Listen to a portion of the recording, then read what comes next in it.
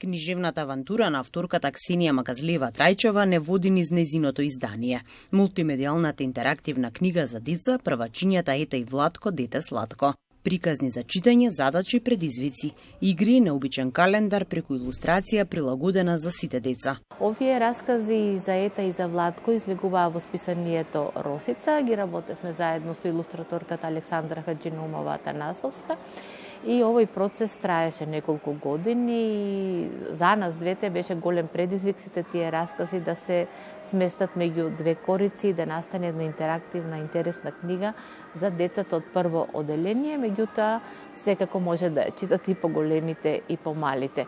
Оваа книга, освен што ги содржи расказите, ги содржи игрите, предизвиците, содржи и QR кодови. Со нивно скенирање децата можат да ги слушат приказните за Ета, значи приказните за Ета се синхронизирани и на тој начин го слушаат правилниот говор и изговор на македонскиот јазик и после како полека се описменуваат, така и се обидуваат и самите да ги прочитат приказните. И тоа е особен предизвик. Дури имаме коментари од деца зашто е синхронизирана само Ета, не е синхронизиран само Владко, но сепак мораме да внимаваме нели да се развиваат и читачките навики и вештини, еден дел да се слушне, друг дел да се обидат да го прочитат сами. Одзивот досега е навистина убав, позитивен.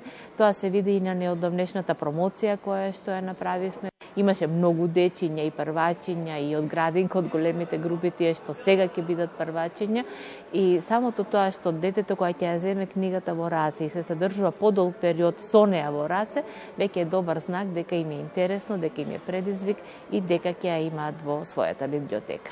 Често децата сакаат да бидат дел од работилници на кои се дружат со авторот. Прашуваат и се замислуваат како тие се дел од таа приказна, за ликовите и нивното секојдневие.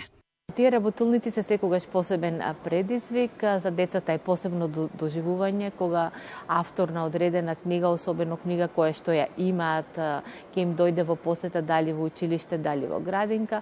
Веќе направивме неколку такви средби, работилници, книжевни со децата и знаете, тоа е најдобар начин да го истестирате тоа што сте го сработиле.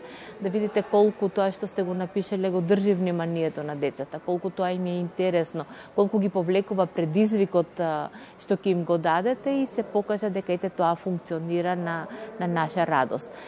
Особено интересен моментот кога им ја подпишувам книгата, се обидуваме нивните рачиња да ги ставиме на првите корици внатре, па ја цртаме раката, па внатре пишуваме посвета и тоа е еден убав спомен понатаму кога ќе пораснат или ќе бидат во погорните оделенија, ќе можат да го видат рачето колкаво им било кога биле во прво оделение, каква посета добиле и ете со првачињата Ета и Владко, дете сладко и тие зачекориле во првото оделение. А во меѓувреме подготвам две нови изданија за девојчето Мина. Тоа ќе биде како еден сет, Мина во градинка и Мина во училиште. Особено Мина во градинка ми е драг проект затоа што за предучилишна возраст имаме многу малку на нашиот пазар од домашни автори, а она што јас го работам, секогаш го работам во склад со воспитно-наставната програма и во градинките и во училиштата и секогаш внимавам сето тоа да може да се најде во редовниот воспитно-образовен процес, да им помогне на децата низ литературата, низ книжевноста, низ убавите илустрации, да го усвојат онаа знаење кое што е предвидено со целите и задачите на наставната програма која што морат да ја реализираат и усвојат. Тоа се покажа како добар начин да се допре до децата и интеракцијата, синхронизацијата, убавите илустрации се секогаш клуч кој што ја отклучува онаа врата на имагинацијата кај децата и тие се инспирираат понатаму и сами да создаваат, сами да креираат.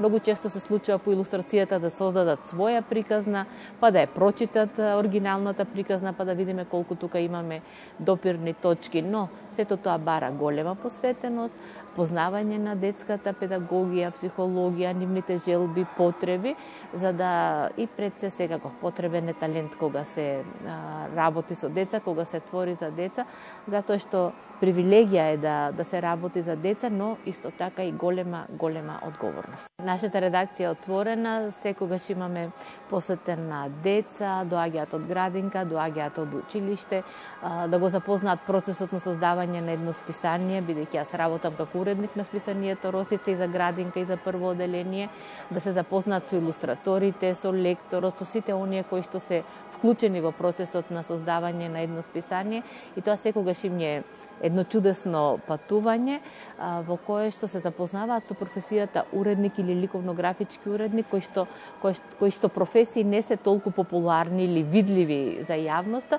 меѓутоа се професии кои што се многу значајни за целокупниот општествен живот, затоа што создавање книги, создавање литература за деца, списанија за деца е навистина голема одговорна работа која што остава печат врз детството на секое дете, а подоцна и во печат во животот на возрастните.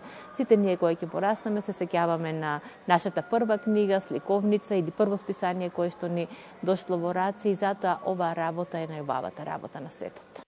Измешани емоции кога вистинските пријателства не познаваат граници. Вака беше на промоцијата во салата која беше премала за сите влюбеници во убавиот пишан збор на авторката. До следното видување, читете оваа шарена и креативна книга за деца, но и за сите возрасти.